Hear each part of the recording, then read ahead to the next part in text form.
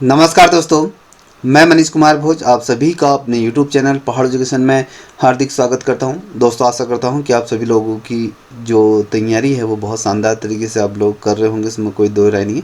जैसे कि आप सभी के सामने मैंने मॉडल पेपर ग्रुप के माध्यम से शेयर कर दिया था। मुझे लगता है अनुमान सभी बच्चों ने मॉडल पेपर बना भी लिया होगा। कितना स्कोर आपने किया है वो भी आपने आकलन कर लिया होगा, और मैंने वीडियो भी बना दी थी उसके अनुसार कितने सही हुए कितने गलत रहे तो वो भी आपने मिला लिया होगा। आज आपका जो मैंने सुबह जो मॉडल पेपर भेजा था तो उसकी आज हम यहाँ पर क्लास देखेंगे, उसके आंसर सहित व्याख्या करते हैं। अगर आपको इस श्रृंखला के जैसे मैं जो भी क्वेश्चनों के आंसर आपको दूंगा वो सिर्फ उसके ऑप्शन बताते हुए चलूँगा। अगर आपको डिटेल में चीज़ें देखनी है या इस मॉडल पेपर के उत्तर सही सारी चीज़ें देखनी है तो आपको इस चैनल की मेंबरशिप लीजिए। वहाँ पर आपको सारी वीडियो और साथ ही उनके नोट्स सारी चीज़ें उपलब्ध हो जाएंगी। चलिए शुरुआत करते हैं। देखिए दोस्तों, आज का जो हमारा जो मॉडल पेपर रहने वाला है वो सेकंड रहने वाला है। तो कल से बेहतर मॉडल पेपर यहाँ पर हमने बनाने का प्रयत्न किया है। तो यहाँ पर आप देख पा रहे हो 2 घंटों में अगर हम देखें तो 150 प्रश्न हम यहाँ पर हैं। हमारी कोशिश है कि 1-1.5 घंटे के अंदर से मैं समाप्त कर दूँ। चलिए शुरुआत करते हैं, मेरे साथ इसके आंसर देते हुए चलेगा। यहाँ पर पहला ऑप्शन आप देख पा रहे हो, पहला प्रश्न कह रहा है राजनीति सिद्धांतों को मानात्मक विज्ञान कहने का सर्वाधिक जो सशक्त आधार क्या है, ये आपको बताना है। यह सत्ता के वितरण का अध्ययन करता है, यह अनुभवजन्य तथ्यों पर आधारित होता है, या फिर यह मूल्य आदर्श और न्याय की अवधारणाओं का विश्लेषण करता है, या फिर ये ढांचा जो है अगर ये संस्थागत जो ढांचों का कहीं ना कहीं तुलनात्मक अध्ययन करता है। तो दोस्तों, इसका सही उत्तर क्या हो सकता है, जिसे भी आता है आंसर दीजिए। ठीक है, हम बात कर रहे हैं कि इसके अंदर कि मानकात्मक जो विज्ञान के हम बारे में बात करें तो इसका जो सही उत्तर आप लोगों ने पिक कर लिया होगा तो मिला लीजिए ऑप्शन सी, ये मूल्य आदर्श और न्याय की अवधारणाओं का क्या होता है विश्लेषण करता है। अब ये क्यों करता है इसको थोड़ा सा मैं समझा दूं एक डेमो के तौर पे। क्योंकि जो राजनीतिक सिद्धांतों को अगर हम कहें मानात्मक विज्ञान इसलिए भी कहा जाता है क्योंकि ये केवल सत्ता हो गया और संस्था हो गया और साथ ही उनके जो व्यवहार का वर्णन बिल्कुल भी ये नहीं करता है। इस चीज़ को ध्यान रखिएगा, ठीक है। बल्कि ये क्या होना चाहिए इसको, तो इसका बेसिकली जो काम है मूल्यांकन करता है। जैसे कि आपको अगर मैं बात कहूँ, जो आपकी जो न्याय है, स्वतंत्रता है, समानता जैसे जो मूल्यों के केंद्रित विषय के रूप में ये होता है। और राजनीतिक व्यवस्था में अगर देखें तो जो नैतिक कसौटी होती है ना, उस पर ये खरा उतरता है।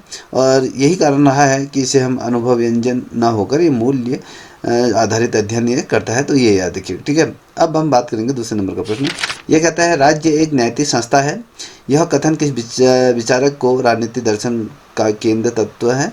तो बेसिकली अगर हम कहें तो राज्य नैतिक जो संस्था है ये किस विचारक द्वारा कहा गया है, तो इतना तो ये है कि आपको प्रश्न और भ्रमित करने के लिए इतना बनाया गया। यह कथन किस विचारक के राजनीतिक दर्शन का केंद्रित तत्व है, इस तरीके से भ्रमित किया जाता है प्रश्नों में। तो आपको बताना है इसका सही उत्तर क्या है। मैक्स वेबर है, या T.H. ग्रीन है, या वेंथम है, या फिर मॉन्टेस्क्यू जो दिया है तो ये है। तो बता सकते हैं इसका सही उत्तर क्या है। देखिए दोस्तों, इसका जो सही उत्तर आपके सामने अगर मैं रखूं तो ये option B as a right answer T.H. Green ये है। तो T.H. ग्रीन ने क्या कहा है, जैसे राज्य को एक नैतिक संस्था के रूप में इन्होंने माना, और उनके अनुसार अगर आप देखोगे राज्य का उद्देश्य जो क्या होता है, व्यक्तियों की जो नैतिक उन्नतियों में कहीं ना कहीं सहायक होना चाहिए, ये इस चीज़ को बल देते हैं। और राज्य केवल केवल कानून लागू करने वाला यंत्र नहीं होता है, बल्कि ये कहते हैं कि मानव की जो स्वतंत्रता है वो और उसकी जो सकारात्मक अभिव्यक्ति है, ये बेसिकली ये विचार क्या करता है आदर्शवादी परंपरा से कहीं ना कहीं जोड़ देता है। तो बेसिकली इस चीज़ पर ये अध्ययन करता है। तो दोस्तों, इस तरीके से अगर मैं क्वेश्चनों के आंसर बताऊं तो बहुत ज़्यादा आपको लंबा हो जाएगा। तो इसकी जो इस तरीके से प्रत्यक्ष तौर पे मैं आंसर भी आपको यहाँ पर शो कराते हुए चलूँगा, तो वो आपको मेंबरशिप के ज्वाइन कर लीजिए। वहाँ पर आपको ये सारी चीज़ें देखने को मिलेगा। अब यहाँ पर मैं सीधे आपको ऑप्शन ही दूंगा, क्योंकि इससे आपको क्या होगा, जो आपने बनाया है जितना क्वेश्चन आपने बना के उससे आप टैली कर सकते हो, ठीक है। और आंसर भी देते चलिएगा, इससे आप घबराइए मत, ठीक है। गलत होंगे तो होंगे, कोई बात नहीं, अनुमान सही होंगे आपके, गलत होने की कोई संभावना नहीं क्योंकि आपने पढ़ा है। ये कहता है कि शक्ति को दूसरों से वह कार्य करवाने की क्षमता जो सामान्यतः ना करते कहना किस विद्वान से संबद्ध है, ये बताना है, ठीक है। यहाँ पर अरेंट है, या रॉबर्ट डल है, या फिर माइकल है, या आपका टैग क्लाक्ट ये दिया है, तो ये याद रखिएगा। तो इसका सही क्या है, तीसरे का सही उत्तर क्या होगा? तो दोस्तों तीसरे का जो सही उत्तर होगा वो option B as a right answer होगा, रॉबर्ट डल हल ये है। ठीक है, अब यहाँ पर आप देख पा रहे होगे, यहाँ पर चौथे नंबर का प्रश्न कहता है कि मनु के राजनीतिक विचारों में दंड की अवधारणा का मूल उद्देश्य क्या था? ये कहता है कि पहला कहता है कि सामाजिक समानता स्थापित करना था, या धार्मिक अनुशासन लागू करना था, या सामाजिक व्यवस्था और धर्म की रक्षा, या शासन की जो शासक की उनसा शक्ति को सीमित करना था। तो इसका सही उत्तर क्या होगा चौथे का? तो चौथे का अगर सही उत्तर अगर हम कहें तो ये कहता है कि सामाजिक व्यवस्था और साथ ही धर्म की रक्षा करना था। ठीक है, अब यहाँ पर पांचवें नंबर का प्रश्न देख पा रहे होंगे कि कौटिल्य के अर्थशास्त्र में जो सप्तांग सिद्धांत राज्य को किस रूप में देखता है, ये आपको बताना है। नैतिक संस्था के रूप में देखता है, कानूनी व्यक्तित्व के रूप में देखता है, शक्ति संरचना के लिए जैविक संगठन के रूप में बता सकता है। इसका सही उत्तर क्या है कि हमने कहा कि जो कौटिल्य का जो सप्तांग सिद्धांत है वो राज्य को किस रूप में देखता है, ये आपको बताना है। तो आपके 4 ऑप्शन हैं, तो आई होप आपने देख लिए, बना भी लिए होंगे, उसके अनुसार मिलाते हुए चलेगा। तो इसका जो सही उत्तर होगा वो आपके जैविक संगठन के रूप में वो बनाता है। ठीक है, अब बात करेंगे छठे नंबर का प्रश्न है कि सावरकर की राजनीति विचारधारा में राष्ट्र की परिभाषा का मुख्य आधार क्या है? ठीक है, संविधान है, भूभाग और साथ ही राजनीतिक जो संप्रभुता, साझा संस्कृति, ऐतिहासिक चेतना था, या आर्थिक आत्मनिर्भरता थी। तो बता सकते हैं इसका सही उत्तर क्या होगा? तो अगर हम देखें सावरकर की जो राष्ट्रीय परिभाषा थी वो कहते हैं कि आपकी जो साझा संस्कृति और ऐतिहासिक चेतना को अगर जब तक हम नहीं जगाएंगे तब तक हम राष्ट्र की जो परिभाषा को गढ़ नहीं सकते हैं। तो ये इनका कहना था। अब हम बात करेंगे 7वें नंबर का प्रश्न, ये आपके सामने है। तो 7वें नंबर का प्रश्न क्या कहता है कि महात्मा गांधी का अगर हम सत्याग्रह किस दार्शनिक मान्यता पर आधारित है? गांधी जी का जो सत्याग्रह है किस दार्शनिक मान्यता पर आधारित है? उपयोगितावाद है, या ऐतिहासिक भौतिकवाद है, या नैतिक आत्मबल और सत्य है, या विविध सकारात्मक है? तो बता सकते हैं। तो आई होप आपने पिक कर लिया होगा, ये नैतिक आत्मबल और साथ ही सत्य पर यह है। ठीक है, तो अब हम बात करेंगे 8वें नंबर के प्रश्न की तरफ हम अग्रसर हो रहे हैं। 8वें नंबर का प्रश्न क्या कहता है, इसको भी देख लीजिए। ठीक है, ये 8वें नंबर का प्रश्न कहता है कि अंबेडकर के अनुसार लोकतंत्र का वास्तविक आधार क्या है, ये आपको बताना है अंबेडकर के आधार पर। तो सार्वभौमिक मताधिकार या संवैधानिक शासन है, या सामाजिक लोकतंत्र है, संसदीय प्रणाली है?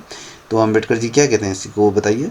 तो दोस्तों लोकतंत्र का जो वास्तविक आधार जो रखा था बाबा साहब अंबेडकर ने, वो सामाजिक लोकतंत्र की ये रखा था। ठीक है, अब 9वें नंबर के प्रश्न की तरफ बढ़ते हैं। ये कहता है कि प्लेटो के जो दार्शनिक राजा की अवधारणा किस ज्ञान सिद्धांत से जुड़ी है? तो ये आपको बताना है। अनुभववाद, या प्रत्यक्षवाद, या फिर यथार्थवाद, या व्यवहारवाद पर? चलिए बताइए, जो प्लेटो के दो दार्शनिक राजा की जो अवधारणा है वो किस ज्ञान से संबंधित है, ये किससे जुड़ी हुई? तो बताइए जिसे भी आता है। चलिए दोस्तों का जो सही उत्तर आपके सामने अगर मैं रखूं तो वो option B as a right answer, प्रत्यक्षवाद पर ये रखा है। ठीक है, अब बात करेंगे 10वें नंबर का प्रश्न। ये कहता है कि अरस्तु ने किस शासन को भ्रष्ट रूप की श्रेणी में रखा है? और अरस्तु ने किसे भ्रष्ट रूप में की श्रेणी में रखा है? लोकतंत्र, राजतंत्र, या फिर कुलीन तंत्र, या संवैधानिक शासन? तो बता सकते हैं इसका सही उत्तर क्या होगा? तो जो अरस्तु ने जो शासन को भ्रष्ट रूप की जो श्रेणी में रखा है वो लोकतंत्र में रखा है। ठीक है, तो क्योंकि ये इसलिए रखा है क्योंकि अरस्तु ने लोकतंत्र को विकृत शासन कहा था, आपको ये याद होगा, क्योंकि इसमें वो कहते हैं कि भैया जितने भी बहुसंख्यक वर्ग है वो अपने स्वार्थ में शासन करता है, और इससे क्या होता है शासन कहीं ना कहीं जो उनके अनुसार अगर आप देखोगे तो शुद्ध शासन वह है जो क्या था सार्वजनिक हितों में कार्यकर्ता हो, या फिर लोकतंत्र में निर्धन बहुमत अपने हितों को प्राथमिकता देता है। तो ये तमाम चीज़ें इसमें कहा गया। अब हम 11 नंबर के प्रश्न में वेंथम का जो उपयोगितावाद किस सिद्धांत पर आधारित है? तो यहाँ पर आपके 4 ऑप्शन हैं, तो बता सकते हैं किस सिद्धांत पर आधारित है। तो प्राकृतिक अधिकार है, या बहुमत की इच्छा है, या अधिकतम सुख अधिकतम व्यक्तियों के लिए है, या नैतिक कर्तव्य के लिए? तो बता सकते हैं इसका सही उत्तर क्या होगा? तो इसका जो सही उत्तर है, कल भी इस तरीके से प्रश्न मैंने रखा था, अधिकतम सुख अधिकतम व्यक्तियों के लिए ये है। ठीक है, तो अब हम बात करेंगे 12वें नंबर का प्रश्न है। हेगल के अनुसार राज्य किसका मूर्त रूप है? तो ये आपको बताना है। सामाजिक अनुबंध या नैतिक विचार या आर्थिक रचना या वर्ग संघर्ष है? तो इसका सही उत्तर क्या होगा दोस्तों, बताइए। जिसे भी आता है आंसर देते हुए चलिएगा। चलिए, जिसे भी आ रहा है आंसर दीजिए। तो इसका जो सही उत्तर होगा, हेगेल के अनुसार जो राज्य की किसका मूर्त रूप है? तो नैतिक विचार का मूर्त रूप है। तो ये याद रखिएगा। अब बात करेंगे 13वें नंबर का प्रश्न। मार्क्स के राज्य सिद्धांत में राज्य को क्या माना गया है? तो तटस्थ, मध्यस्थ, तो यहाँ पर सामाजिक कल्याण का साधन माना गया है, प्रभुत्वशाली वर्ग का उपकरण माना गया है, नैतिक संस्था के रूप में माना गया। तो बता सकते हैं क्या माना है राज्य सिद्धांत? तो बता सकते हैं कि तो इसका जो सही उत्तर होगा वो आपका होगा option C as a right answer, प्रभुत्वशाली वर्ग का उपकरण माना है। तो ये याद रखिएगा। अब 14वें नंबर के प्रश्न की तरफ बढ़ रहे हैं। ये कहते हैं लेनिन ने राज्य के लुप्त होने की प्रतिक्रिया को किस अवधारणा से जोड़ा है? ये आपको बताना है। पूंजीवाद, समाजवाद से या साम्यवाद से या कल्याणकारी राज्य से? तो इसका सही उत्तर क्या होगा दोस्तों 14 नंबर का? तो इसका जो 14 नंबर का जो सही उत्तर होगा वो जो लेनिन ने जो राज्य के लुप्त होने की जो प्रतिक्रिया की जो अवधारणा जोड़ा है वो आपके साम्यवाद से जोड़ा है। ठीक है। अब यहाँ पर ग्रामिश की जो हेजेमनी की अवधारणा मुख्यतः किस पर बल देती है? ये आपको बताना है। ठीक है। यहाँ पर कहता है कि आर्थिक बल प्रयोग या सैन्य शक्ति या सांस्कृतिक एवं वैचारिक प्रभुत्वता या फिर आप क्या कहें कानूनी नियंत्रण। तो इसका सही उत्तर क्या होगा? तो इसका जो सही उत्तर होगा वो ऑप्शन सी है, जो राइट आंसर होगा। ठीक है। अब बात करेंगे 15 नंबर के प्रश्न। जॉन रॉक्स का जो अज्ञान का अवधारणा किस उद्देश्य से प्रस्तुत किया गया? तो ये आपको बताना है। तो यहाँ पर वर्ग संघर्ष समझाने हेतु या फिर निरपक्ष न्यायी सिद्धांत निर्मित करने हेतु या फिर उपयोगिता मापन हेतु या फिर राज्य की शक्ति सीमित करने हेतु? तो बता सकते हैं इसका सही उत्तर क्या होगा? देखिए दोस्तों, इसका जो सही उत्तर होगा वो ऑप्शन क्या होगा, जल्दी बताइए। तो option B as a right answer होगा, क्योंकि ये निष्पक्ष न्याय सिद्धांत निर्मित करने हेतु है। अब यहाँ पर 17 नंबर का प्रश्न आप देख पा रहे होगे। ये कहता है कि तुलनात्मक राजनीति को स्वतंत्र अनुशासन के रूप में स्थापित करने में किस प्रवृत्ति की प्रमुख भूमिका रही है? यह संस्थागत दृष्टिकोण का, या व्यवहारवादी क्रांति का, या भी विविध दृष्टिकोण से, या ऐतिहासिक पद्धति का? तो क्या होगा 17 का सही उत्तर बता सकते हैं, किसी भी आता है? तो दोस्तों इसका जो सही उत्तर होगा वो आपका व्यवहारवादी क्रांति से है। ठीक है। अब बात करेंगे 17 नंबर का प्रश्न। ये कहता है कि एकात्म शासन की मुख्य विशेषता क्या है? ये कहता है कि संविधान की सर्वोच्चता है, ये न्यायपालिका की स्वतंत्रता है, या सत्ता का केंद्रीकरण है, या संघीय संतुलन? चलिए, आप लोगों ने दे दिए होंगे आंसर, इसके बना भी लिए होंगे, तो यहाँ पर भी दे दीजिए। ठीक है। चलिए, इसका जो सही उत्तर है वो सत्ता का केंद्रीकरण है। ठीक है दोस्तों, आप लोग देख तो रहे हैं, मगर इस चैनल को आप सब्सक्राइब नहीं कर रहे हो और लाइक तो कर ही सकते हैं अगर अच्छी लग रही हो तो वीडियो। ठीक है, प्लीज़ रिक्वेस्ट है आपसे। तो यहाँ पर आप देख पा रहे होंगे 1900 नंबर का प्रश्न है। संघात्मक शासन में अविष्ट शक्तियाँ भारत में किसके पास हैं? ये आपको बताना है। बड़ा अच्छा क्वेश्चन है। केंद्रीय या फिर राज्य या समर्थी सूची या राष्ट्रपति के पास? तो बता सकते हैं इसके किसके पास है कि संघात्मक शासन की जो अविष्ट शक्तियाँ हैं किसके पास होती हैं? तो इसका सही उत्तर होगा आपका केंद्र के पास होंगी, क्योंकि भारत में अविष्ट जो शक्तियाँ होती हैं केंद्र के पास होती हैं। ये संघीय होते हुए भी क्या है, मजबूत केंद्र वाला संविधान है, क्योंकि अगर हम व्यवहारिक स्थिरता में देखें ना तो राष्ट्रीय एकता को बनाए रखने के उद्देश्य से ये सारी चीज़ें की जाती हैं। अब यहाँ पर देखिए 20वें नंबर का प्रश्न ये कहता है कि विधायिका कार्यपालिका संबंध के संदर्भ में संसदीय शासन की पहचान क्या है? आपको बताना है। शक्ति पथगणना है, शक्ति संतुलन है, या जो उत्तरदायित्वपूर्ण कार्यपालिका है, या न्यायिक सर्वोच्चता है? तो बता सकते हैं इसका सही उत्तर क्या होगा 20वें का? तो अगर हम कार्यपालिका और विधायिका के संबंधों के संदर्भ में अगर संसदीय की जो पहचान है ना वो है कि भैया किस चीज़ के प्रति किसका उत्तरदायित्वपूर्ण कार्यपालिका की हम इसमें बात करेंगे, क्योंकि जो संसद की जब हम बात करें संसदीय शासन प्रणाली की जो विशेषता होती है वो आपके उत्तरदायित्व कार्यपालिका होती है। जैसे हम कहते हैं कि लोकसभा मंत्रिपरिषद और प्रधानमंत्री लोकसभा के प्रति क्या उत्तरदायी होता है, कार्यपालिका विधायिका के प्रति हमेशा क्या होती है, उत्तरदायी होती है। और विश्वास प्रस्ताव इसका क्या होता है, प्रमुख धारणा होता है। तो ये भी याद रखिएगा। दबाव समूहों की जो प्रभावशीलता उनके तहत किस पर निर्भर करती है? संवैधानिक मान्यता पर, आर्थिक संसाधन और संगठन पर, या न्यायिक समर्थन पर, या जनसंग्रह पर? तो बता सकते हैं इसका सही उत्तर क्या होगा? तो जब हम दबाव समूह की जो प्रभावशीलता की जब हम बात करते हैं, शीलता की हम बात करेंगे, तो उसका जो सही उत्तर होगा ये आर्थिक संसाधन और संगठन के बारे में हम यहाँ पर बात करेंगे।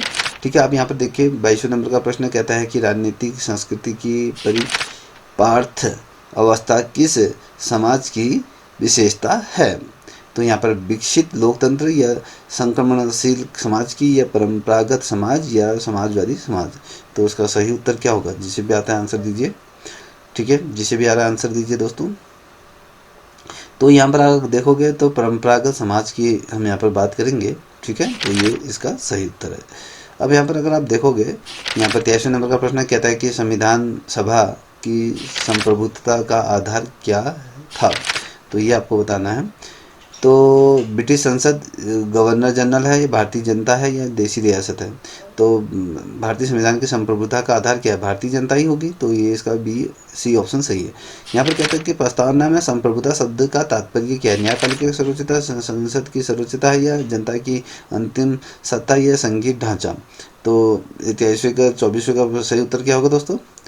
24वें नंबर का प्रश्न का सही उत्तर, तो इसका जो सही उत्तर होगा कि जनता की अंतिम सत्ता ये कहा जा सकता है इसको। ठीक है, ऑप्शन सी। 25वें नंबर का प्रश्न आप देख पा रहे हो, क्या कहते हैं? मौलिक अधिकार कानून को निलंबन करने का अधिकार किस अनुच्छेद से संबंधित है?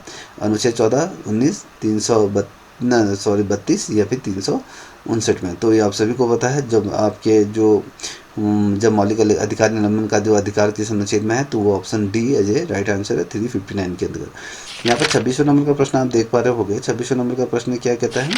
ये कहता है कि नीति निर्देशक तत्वों की प्रकृति क्या है? न्यायालय द्वारा परिवर्तनीय है, या नैतिक मार्गदर्शक है, प्रशासनिक आदेश है, मौलिक कर्तव्य? तो इसका सही उत्तर क्या होगा? ऑप्शन बता सकते हैं इसका सही उत्तर क्या है? तो नीति निर्देशक तत्व की जो प्रकृति होगी वो नैतिक मार्गदर्शक के रूप में होती है। तो ये याद रखिएगा। ठीक है, अब हम बात करेंगे 27वें नंबर का प्रश्न है, भारतीय संविधान में संशोधन प्रक्रिया को किसने ना तो ठोस ना ही लचीला कहा? तो बता सकते हैं किसने कहा? अम्बेडकर या ग्रैनविल ने कहा था? ये केसी हेवर हेयर, या मारिस जॉन्स? तो बता सकते हैं सही उत्तर क्या हो सकता है इसका? तो इसका जो सही उत्तर है वो option C as a right answer है। ठीक है, केसी वेयर है ये। ठीक है, तो ये इन्होंने कहा था। अब हम बात करेंगे 28वें नंबर का प्रश्न, ये राष्ट्रपति की आपातकालीन शक्तियाँ किस सिद्धांत से प्रेरित है? अमेरिकी, या फिर आयरिश, या फिर संविधान से, जर्मन, या फिर ब्रिटिश परंपरा? तो किससे है बताइए, जिससे भी आता है आंसर। आपने राष्ट्रपति पढ़ा होगा। तो ये जो शक्तियाँ हैं वो आपके जर्मन संविधान से संबंधित है। तो यह देखिएगा। तो यहाँ पर आप देख पा रहे कि 29वें नंबर का प्रश्न, राज्यपाल की स्थिति को किसे संवैधानिक द्वंद्व कहा? ठीक है, तो बता सकते हैं अम्बेडकर ने, या राजेंद्र प्रसाद ने, या फिर सरकारिया आयोग ने, या फिर पुंछी आयोग ने? तो बता सकते हैं ये किसने कहा था? तो दोस्तों ये जो कहा था कि संविधान की स्थिति को किसने संवैधानिक द्वंद्व कहा, तो ये सहकारिया आयोग है, इसने कहा था। ठीक है, अब हम बात करेंगे आगे। यहाँ पर आप देख पा रहे हैं 30वें नंबर का प्रश्न है कि पंचायती राज में महिलाओं के आरक्षण का संवैधानिक आधार क्या है? 73वां संशोधन, 74वां, या 42वां, या 66वां संशोधन? तो 30वें का क्या होगा दोस्तों? तो जो पंचायती राज में महिलाओं के आरक्षण से संबंधित अगर हम बात करेंगे वो 73वां संविधान संशोधन है, क्योंकि 73वां जो संविधान संशोधन था उसमें पंचायती राज व्यवस्थाओं में महिलाओं को उसमें क्या था, आपका 33% उसमें आरक्षण प्रदान किया गया था। इससे क्या था, ग्रामीण लोकतंत्र में भी क्या थी, जो महिलाओं की कहीं ना कहीं भागीदारी मजबूत हुई। इससे सामाजिक न्याय और साथ ही राजनीति शक्ति का कहीं ना कहीं आप देखोगे वो उनको हक मिला। अगर आप देखोगे आप 50% कर दिया है। ठीक है, तो यहाँ पर आप देख पा रहे होगे ये कहता है कि 31वें नंबर का, न्यायिक पुनर्लोकन का जो स्रोत भारत में कहाँ से लिया गया है? ब्रिटेन से, अमेरिका से, फ्रांस से, कनाडा से। तो बता सकते हैं कहाँ से लिया गया है। हम कहते हैं कि न्यायिक पुनर्लोकन ये आपके उसमें है, ठीक है। तो यह देखिएगा, तो जो ये हमने लिया है ये आपके अमेरिका से लिया है, ठीक है। अब जनहित याचिका का मूल उद्देश्य क्या होता है, तो ये आपको बताना है। न्यायालय का भार बढ़ाना है, या न्यायालय को सुलभ बनाना होता है, प्रशासनिक नियंत्रण है, या वित्तीय सुधार होता है। तो इसका जो सही उत्तर होगा 3200 का, कि न्याय को सुलभ बनाना होता है, ठीक है। अब बात करेंगे यहाँ पर 33वें नंबर का प्रश्न, क्षेत्रवाद का मुख्य कारण क्या माना जाता है। आर्थिक असमानता, भाषाई विविधता, ऐतिहासिक चेतना या वैश्वीकरण। तो बता सकते हैं कि इसका सही उत्तर क्या होगा। तो दोस्तों इसका जो सही उत्तर होगा, क्षेत्रीयवाद का जो मुख्य कारण होता है वह आर्थिक असमानता, ऑप्शन ए सही है, ठीक है। अब यहाँ पे 34वें नंबर का प्रश्न आप देख पा रहे होंगे, ये कहता है कि भारत में लोकपाल की स्थापना का उद्देश्य क्या था, ये आपको बताना है। तो यहाँ पर विधि निगरानी थी, या विधायी निगरानी थी, या प्रशासनिक भ्रष्टाचार नियंत्रण था, या न्यायिक सुधार था, या संघ राज्य संतुलन था। तो इसका सही उत्तर क्या हो सकता है। तो दोस्तों जो लोकपाल को लाया गया था, आप सभी को पता है कि प्रशासन में जिस तरीके से भ्रष्टाचार व्याप्त था उसको रोकने के लिए लाया गया था। और जो ऑप्शन है, option B as a right answer है आपका। तो ये याद देखिएगा, ठीक है। अब बात करेंगे, अगले प्रश्न की तरफ बढ़ रहे हैं। तो अगला प्रश्न कौन सा है, यहाँ पर देख पा रहे होंगे 35वें नंबर का प्रश्न है। ये कहता है कि चुनाव आयोग की जो स्वतंत्रता का वैधानिक आधार क्या है, ठीक है। ये आपको बताना है। वैधानिक तो हमने कहा कि इसका ऑप्शन बी है, ठीक है, ये याद रखिएगा। तो अब हमने कहा कि 35वें नंबर का प्रश्न है कि चुनाव आयोग की जो स्वतंत्रता का संवैधानिक आधार क्या है, ये आपको बताना है। अनुच्छेद 280, 324 या 356 या फिर 368। तो बता सकते हैं इसका सही उत्तर क्या होता है 35 का, जैसे भी आता है वो बताइए। तो चुनाव आयोग की जो स्वतंत्रता का जो संवैधानिक जो आधार होता है वो आपके 324 का जो आर्टिकल है इससे संबंधित है, ठीक है। 324वां जो आर्टिकल है वो इसका सही उत्तर है। अब बात करेंगे, यहाँ पर देख पा रहे होंगे, लोक प्रशासन को कार्यपालिका का अध्ययन किसने कहा, ठीक है। ये आपको बता रहा है कि लोक प्रशासन को कार्यपालिका का अध्ययन किसने कहा। तो यहाँ पर आपके 4 ऑप्शन दिए हैं, विल्सन दिया है, वेबर दिया है, गुलिक दिया है, साइमन दिया है। तो इसमें से बता सकते हैं कौन सा सही उत्तर है। तो दोस्तों इसका जो सही उत्तर है वो वुडरो विलियम्स है, तो इन्होंने कहा था। तो ये याद देखिएगा, ठीक है। अब बात करेंगे, अगले प्रश्न की तरफ बढ़ रहे हैं। तो यहाँ पर 37वां, स्पैन ऑफ कंट्रोल, ठीक है, की अवधारणा किससे संबंधित है। पद सोपान से नियंत्रण की सीमा या फिर आदेश की एकता या विकेंद्रीकरण। तो इसका सही उत्तर क्या होगा 37 नंबर का। तो इसका जो सही उत्तर होगा वो आपका option B as a right answer है, ठीक है। तो ये याद देखिएगा। अब बात करेंगे, यहाँ पर आप देख पा रहे होंगे 38वें नंबर का प्रश्न। ये कहते हैं नौकरशाही का आदर्श किस प्रकार के सिद्धांत पर आधारित है। तो यहाँ पर बता सकते हैं करिश्माई सत्ता है, या परंपरागत सत्ता है, या विधित तार्किक सत्ता है, या लोकतांत्रिक सत्ता है। तो इसका सही उत्तर क्या होगा, जिसे भी आता है आंसर देते हुए चलिएगा दोस्तों, चलिए जिसे भी आ रहा आंसर दो। तो इसका जो सही उत्तर होगा वो विधित तार्किक सत्ता के रूप में हम इसको जानते हैं।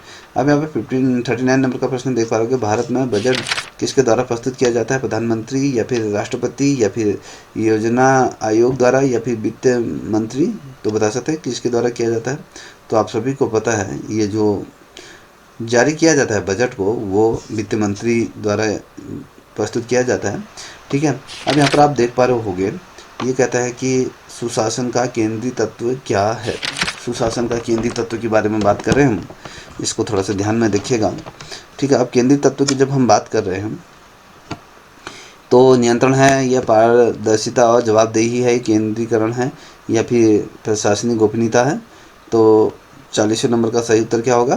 तो प्रशासनिक सुशासन का जो केंद्रीय तत्व होता है वो option B as a right answer है आपका, क्योंकि पारदर्शिता और जवाबदेही इसमें तय की जाती है। तो ये याद रखिएगा, ठीक है।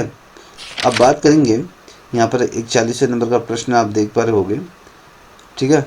तो यह कहता है अंतर्राष्ट्रीय, यहाँ पर अंतर्राष्ट्रीय राजनीति में यथार्थवाद किस पर आधारित है। तो ये आपको बताना है। नैतिक आदर्श व शक्ति और शांति, राष्ट्रहित या फिर अंतर्राष्ट्रीय कानून या वैश्विक शासन। तो क्या हो सकता है 41वें नंबर का प्रश्न है। तो दोस्तों इसका जो सही उत्तर है वो शक्ति और राष्ट्रीय हित को ध्यान में रखा जाता है। अब यहाँ पर आप देख पा रहे होंगे कि यहाँ पर 42 नंबर का प्रश्न है। ये कहता है कि संयुक्त राष्ट्र महासभा का स्वरूप क्या है। यहाँ पर कार्यपालिका, न्यायिक या विचार विमर्श मंच है या फिर विधि निकाय के रूप में हम कह रहे हैं। तो क्या हो सकता है इसका सही उत्तर। तो ये जो महासभा, संयुक्त राष्ट्र की जो महासभा का जो रूप है वो आपके विचार विमर्श मंच है ये, ठीक है। तो अब ये होता क्या है, थोड़ा सा इसको बता दूं कि जो संयुक्त राष्ट्र महासभा एक क्या है, विचार विमर्श वाला मंच है। इससे क्या है, प्रस्ताव बाध्यकारी नहीं होते हैं और वैश्विक जनमत का कहीं ना कहीं ये प्रतिनिधित्व करता है, ठीक है। ये भी याद रखिएगा। अब हम बात करेंगे, यहाँ पर आप देख पा रहे होंगे 43 नंबर का प्रश्न है, सुरक्षा परिषद में स्थायी सदस्यों का वीटो किस उद्देश्य से है। तो यहाँ पर समानता सुनिश्चित करने हेतु या शक्ति संतुलन बनाए रखना होता है, लोकतांत्रिकरण हेतु या फिर त्वरित निर्णय होते हैं। तो बता सकते हैं इसका सही उत्तर क्या होगा। तो इसका जो सही उत्तर होगा वो ऑप्शन बी एज राइट है, शक्ति संतुलन बनाए रखने हेतु होता है, ठीक है। अब यहाँ पर आप देखो 44 नंबर का प्रश्न है। ये कहता है कि गुटनिरपेक्ष आंदोलन का मूल सिद्धांत क्या है। यहाँ पर सैन्य जो गठबंधन है या साम्यवादी झुकाव है या रणनीतिक स्वायत्तता है या फिर आर्थिक निर्भरता। तो इसका जो सही उत्तर होगा वो option C as a right answer होगा, ठीक है। तो अब यहाँ पर आप बात करेंगे WTO का बात करेंगे तो इसका मुख्य उद्देश्य क्या है। तो क्षेत्रीय व्यापार है, मुक्त और नियमित धारिक जो व्यापार है या फिर मुद्रा विनिमय है। तो ये कहें विकास सहायता है। तो ऑप्शन क्या होगा इसका, बताइए। Option B as a right answer होगा कि मुक्त और नियमधारित जो व्यापार होता है इसके अंदर, ठीक है। अब देख पा रहे होगे 46 नंबर का प्रश्न आपने देख लिया होगा। तो ये आतंकवाद को राज्य प्रायोजित तब कहा जाता है जब, ये याद रखिए, जो आपका जो आतंकवाद है उसको राज्य प्रायोजित तब कहा जाता है जब गैर राजनीतिक अभिनेता सक्रिय हो या राज्य प्रत्यक्ष और अप्रत्यक्ष समर्थन दे, अंतर्राष्ट्रीय कानून लागू हो, संयुक्त राष्ट्र हस्तक्षेप करे। तो इस कंडीशन का किस कंडीशन में होगा, तो ये बता सकते हैं इसका। तो दोस्तों इसका जो सही उत्तर होगा तो इस कंडीशन में जो राज्य प्रत्यक्ष और अप्रत्यक्ष समर्थन दे, ठीक है। अब हम बात करेंगे 47वें नंबर का प्रश्न। 47वें नंबर का प्रश्न क्या कहता है, भारत की परमाणु नीति का मूल सिद्धांत क्या है। प्रथम प्रहार या पारस्परिक विनाश या फिर न्यूनतम विश्वसनीय प्रतिरोध है या फिर वैश्विक निरस्त्रीकरण का है। बता सकते इसका सही उत्तर क्या होगा। 48वें नंबर का प्रश्न है, 47वें नंबर का प्रश्न है। तो दोस्तों इसका जो सही उत्तर होगा वो कहता है कि न्यूनतम विश्वसनीय प्रतिरोध ये है, ठीक है। इसका जो आधार होता है, बेसिकली इसका जो अर्थ माना जाता है तो वो कहता है कि केवल आत्मरक्षा हेतु परमाणु क्षमता क्या है, भारत का प्रथम प्रहार और विरोध करता है, ये इस तरीके से कहा जाता है। तो यहाँ पर आप 48 नंबर का प्रश्न आप देख पा रहे होंगे। 48 नंबर का प्रश्न क्या कहता है, राष्ट्रीय सुरक्षा की समग्र अवधारणा में क्या शामिल है। केवल सैन्य सुरक्षा, केवल आंतरिक सुरक्षा के, अगर हम देखें यहाँ पर सैन्य, आर्थिक, पर्यावरणीय सुरक्षा, या केवल कूटनीति। हम राष्ट्रीय सुरक्षा की समग्रता की अगर हम बात करें, समग्र अवधारणा की जब हम बात करते हैं तो इसका जो सही उत्तर होगा वो आपका सैन्य, आर्थिक और पर्यावरणीय सुरक्षा को मद्देनजर रखा जाता है, ठीक है। अब यहाँ 49 नंबर का प्रश्न है कि ये कहता है उत्तर दक्षिणी संवाद का मुख्य उद्देश्य क्या है। तो यहाँ पर सैन्य संयोग है, सांस्कृतिक आदान प्रदान है, या विकासात्मक असमानताओं को कम करना होता है, या क्षेत्रीय गठबंधन होता है। तो दोस्तों इसका सही उत्तर क्या है 49 नंबर का। तो इसका जो सही उत्तर होगा वो कहता है कि विकासात्मक असमानताओं को कम करना मेन उद्देश्य होता है। यहाँ पर 50वें नंबर का प्रश्न आप देख पा रहे होगे। 50वें नंबर का प्रश्न कहता है कि विदेश नीति का स्थायी तत्व कौन सा रहा है। यहाँ पर सैन्य विस्तार है, गुटनिरपेक्ष और शांति है, या आर्थिक संरक्षणवाद है, या वैचारिक लगाव है। तो इसका जो सही उत्तर होगा, आप लोगों ने पिक कर लिया होगा, वे आपके गुटनिरपेक्ष और शांति की हम बारे में बात करें तो ऑप्शन बी। 51 नंबर का प्रश्न है व्यवहारवाद के उदय का मुख्य कारण क्या था। सैन्य अध्ययन की प्रधानता थी, राजनीति को वैज्ञानिक बनाने की आवश्यकता है, या ऐतिहासिक पद्धति की सफलता है, या विधिक विश्लेषण की सीमाएं हैं। तो सही उत्तर क्या होगा दोस्तों इसका। तो अगर आप देखोगे व्यवहारवाद का उदय का प्रमुख कारण क्या होता है कि ये कहता है कि राजनीति को वैज्ञानिक बनाने की आवश्यकता है, ठीक है। अब यहाँ पर आप देखो डेविड स्टन का जो राजनीति प्रणाली सिद्धांत है किस पर आधारित है, ये आपको बताना है। वर्ग संघर्ष पर है, इनपुट आउटपुट विश्लेषण या शक्ति संतुलन है या सामाजिक अनुबंधन। तो सही उत्तर क्या होगा इसका? तो इसका जो सही उत्तर होगा वो इनपुट और आउटपुट विश्लेषण से संबंधित होगा। यहाँ पर आप देख पा रहे हो 53 नंबर का प्रश्न है, कहता है शक्ति को उत्पाद मानने वाला विचारक कौन है। तो यहाँ पर रॉबर्ट है या मैक्स है या माइकल है या हेराल्ड है, तो बता सकते हैं लावेस, तो बता सकते हैं इसका सही उत्तर क्या होगा। तो दोस्तों इसका जो सही उत्तर है वो माइकल फूको है। तो ये याद देखिए। अब यहाँ पर आप देख पा रहे हो 54 नंबर का प्रश्न है, ये भारत में धर्मनिरपेक्षता का अर्थ क्या है। राज्य का धर्म विरोध है, राज्य का धर्म से पूर्ण पृथक्करण है, सभी धर्मों के प्रति सम्मान है या धार्मिक निरपेक्ष समाज है। तो इसका सही उत्तर क्या होगा? तो 54वें का जो सही उत्तर होगा आपने दे दिया होगा, सभी धर्मों के प्रति सम्मान ये होता है। ठीक है। 55 नंबर का प्रश्न है, संघीय व्यवस्था का मूल तत्व कौन सा है। संसदीय सर्वोच्चता, सत्ता का जो संवैधानिक विभाजन है या न्यायिक सक्रियता या लिखित संविधान। तो इस कंडीशन में इसका सही उत्तर क्या होगा? तो इसका जो सही उत्तर होगा वो सत्ता का जो संवैधानिक विभाजन होता है। ठीक है। अब बात करेंगे यहाँ पर 56 नंबर का प्रश्न, भारतीय संघ अर्ध संघ है, यह कथन किसने दिया। अंबेडकर या केसी वेयर, तो अलेक्जेंडर या फिर ग्रेविल ने दिया था। तो बता सकते हैं किसने दिया था। 56 नंबर का प्रश्न है। तो यहाँ पर आप देखोगे तो ये भारतीय संघ अर्ध संघ है, ये केसी वेयर बी, option B as a right answer है। तो यहाँ पर आप देख पा रहे होगे 57 नंबर का प्रश्न। अगर आपके प्रश्न कितने सही हो रहे हैं बताते भी चलिएगा, अभी नहीं लास्ट में आप बताइएगा। ठीक है। बताने से कोई दिक्कत तो ना होगी। राष्ट्रपति को महाभियोग द्वारा हटाने की प्रतिक्रिया किससे संबंधित है। तो अनुच्छेद 52, 61 या फिर 72 या फिर 124। तो किसके द्वारा हटाया जा सकता है बता सकते हैं। चलिए जिसे आता है वो आंसर दीजिए। तो ये अनुच्छेद 61 के आधार पर हम क्या करते हैं, राष्ट्रपति पर महाभियोग द्वारा हटाने की प्रतिक्रिया यहाँ पर बताई जाती है। इससे संसद क्या है, एक जटिल और कठोर प्रतिक्रिया है। अब तक अगर देखें भारत में किसी भी राष्ट्रपति पर क्या है, कोई भी महाभियोग अभी तक नहीं चलाई है। ठीक है। 58 नंबर का प्रश्न आप देख पा रहे हो, मंत्रिपरिषद की सामूहिक जिम्मेदारी किस संसद के सदन के प्रति होती है। राज्यसभा, राष्ट्रपति, लोकसभा या सर्वोच्च न्यायालय की। तो बता सकते हैं कि इसके प्रति होती है। तो आप सभी को पता है, अगर आपने पढ़ा होगा मंत्रिपरिषद तो आप तुरंत बता दोगे। तो ये लोकसभा के प्रति होती है, क्योंकि मंत्री सामूहिक रूप से अगर देखोगे तो लोकसभा के प्रति क्या होती है, उत्तरदायी होती है। लोकसभा अगर विश्वास खो दे तो मंत्रिपरिषद भी क्या करना पड़ता है, उसको अपने त्याग पत्र देना पड़ता है। यही क्या है, संसदीय शासन की आत्मा कहा जाता है इसको, ये भी याद रखिए।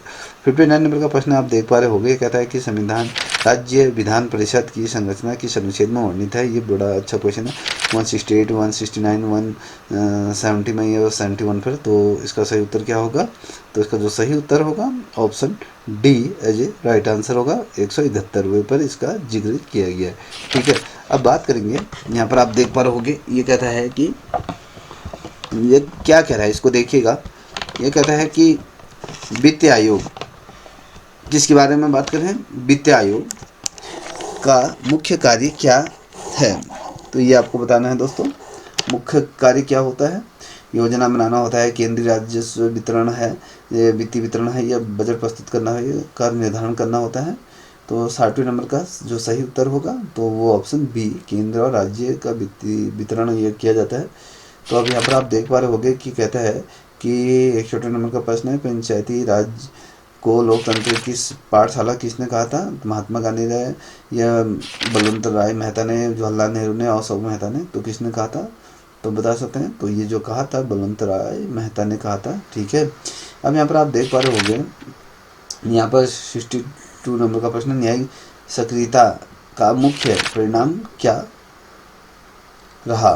ठीक है, क्या रहा है। तो ये आपको बताना है, विधायिकी की सर्वोच्चता है, यह कार्यपालिका की सशक्तिकरण है, यह मौलिक अधिकारों का विस्तार है, यह संघवाद का क्षरण है। तो बता सकते हैं इसका सही उत्तर क्या होगा। तो दोस्तों इसका जो सही उत्तर रहा वो आपका मौलिक अधिकारों का विस्तार होता है।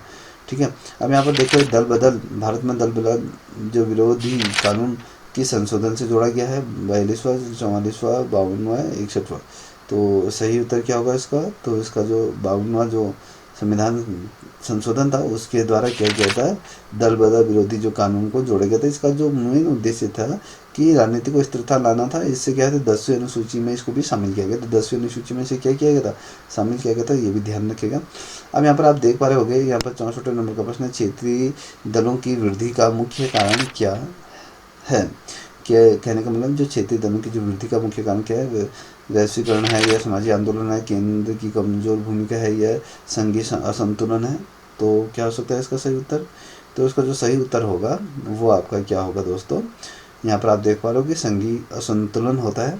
तो इसलिए क्या होता है, क्षेत्रीय दलों की वृद्धि का प्रमुख कारण के संघीय जो असंतुलन होता है। ठीक है, अब हम 65 नंबर का प्रश्न देख पा रहे होंगे, कहते हैं कि लोक प्रशासन में, यहाँ पर आप देखो POSDCORB किससे संबंधित है। आप सभी को ये पता है, इसको बताने की ज़रूरत नहीं है, ठीक है, क्योंकि आप लोगों ने कई दफ़े पढ़ चुके हैं। तो ये आपका क्या है, प्रशासनिक कार्य से होता है। Planning, organisation, staff, documentary, controlling, reporting, budgeting, ये तमाम चीज़ें इसके रिलेटेड होते हैं। ठीक है, अब यहाँ पर आप देख पा रहे होंगे 66 नंबर का प्रश्न है, प्रशासनिक विवेकाधिकार का तात्पर्य क्या है। कानून का उल्लंघन होता है, अधिकारों की मनमानी होती है, नियमों के भीतर चयन की स्वतंत्रता या फिर न्याय हस्तक्षेप। तो इसका सही उत्तर क्या होगा, जिसे भी आता है चलिए बताइए दोस्तों। तो दोस्तों इसका जो सही उत्तर होगा वो आपके नियमों के भीतर चयन की स्वतंत्रता होती है। अब यहाँ पर न्यू पब्लिक मैनेजमेंट का मुख्य उद्देश्य क्या होता है, केंद्रीकरण होता है या दक्षता और परिणामों मुख्यता या नौकरशाही वितरण होता है या राजनीति नियंत्रण होता है। तो इसका सही उत्तर क्या होगा। तो दोस्तों न्यू पब्लिक मैनेजमेंट की अगर बात करें तो दक्षता, परिणाम मुख्यता ये होती है। ये ऑप्शन बी है राइट आंसर। अब यहाँ पर 68 नंबर का प्रश्न आप देख पा रहे हो, कहता है कि भारत में सूचना का अधिकार किस वर्ष से लागू हुआ। आप सभी को पता होगा 2005 में ही ये हुआ था। ठीक है, अब यहाँ पर देखिए, अंतर्राष्ट्रीय राजनीति में उदारवाद किस पर बल देता है।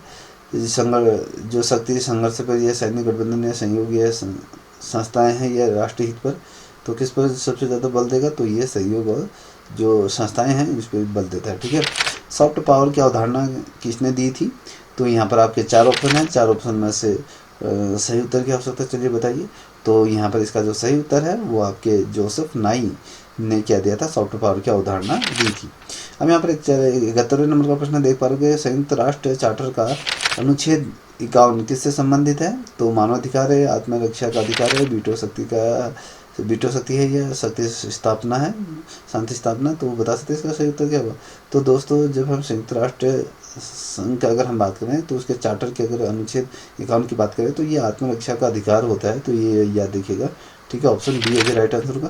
तो यहाँ पर आप देखो, शीत युद्ध का अंतिम अंत किस घटना से जुड़ा है। यहाँ पर बर्लिन की दीवार का निर्माण था या क्यूबा मिसाइल संकट था या सोवियत संघ का विघटन था या नाटो का विस्तार था। तो बता सकते क्या था।